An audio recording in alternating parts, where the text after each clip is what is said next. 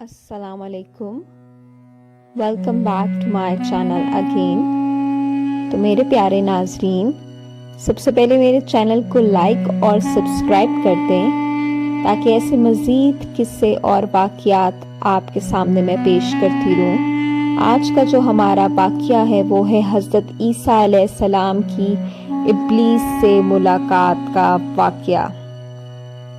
वाक़या कुछ इस तरह से है कि हज़रत ईसा अलैहिस्सलाम की मुलाकात इब्लीस से हुई। वो 4 गधों को हाँक रहा था। इन गधों पर सामान लादा हुआ था। हज़रत ईसा अलैहिस्सलाम ने इब्लीस से इन गधों के हाँकने और सामान के बारे में पूछा। इब्लीस ने कहा कि तजारत का सामान इन गधों पर लादा हुआ है और खरीदने वालों को तलाश कर रहा हूँ। हज़रत ईसा अलैहिस्सलाम ने इसकी बात सुनकर पूछा, पहले गदर पर क्या सामान है? इब्लीस ने कहा, जालिम। हज़रत ईसा अलैहिस्सलाम ने पूछा, इसे कौन खरीदेगा? इब्लीस ने कहा, बादशाह। दूसरे गधे के बारे में पूछा कि इस पर क्या लादा हुआ है? इब्लीस ने कहा, हसद। हज़रत ईसा अलैहिस्सलाम ने पूछा, कौन खरीदेगा? शैतान कहने लगा, उलमा। हज़रत ईसा अलैहिस्सलाम ने पूछा, तीसरे गधे पर क्या लाद रहे हो? शैतान इब्लीस कहने लगा, खयानत। हज़रत ईसा अलैहिस्सलाम ने फरमाया, वो कौन खरीदेगा? शैतान ने कहा, ताजिर। फिर चौथे गधे के बारे में पूछा, इस पर क्या लाद रहे हैं?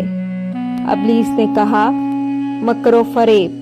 हज़रत ईसा अलैहिस्सलाम ने पूछा, इसे कौन खरीदेगा? शैतान ने कहा, औरतें। तो हमें इस वाक़ये से ये सबक मिलता है कि शैतान हमें किस हद तक गुमराह करना चाहता है। हज़रत ईसा अलैहिस्सलाम ने इस वाक़ये की गहराई को बयान किया है और हमें इससे ये सबक मिलता है कि हमें इससे किस तरह बचना चाहिए कि बादशाह को जुल्म नहीं करना चाहिए, उलमा को हसद नहीं करना चाहिए, ताजरों को खयानत नहीं करनी चाहिए और फिर आखिरी मकर फरेब, उसको औरतों के साथ जोड़ा गया है और शैतान इसमें बहुत कामयाब हो रहा है। तो हमें इससे गुरेज करना चाहिए। मुझे यकीन है कि आपको आज का वाक़या पसंद आया होगा। Thanks for watching.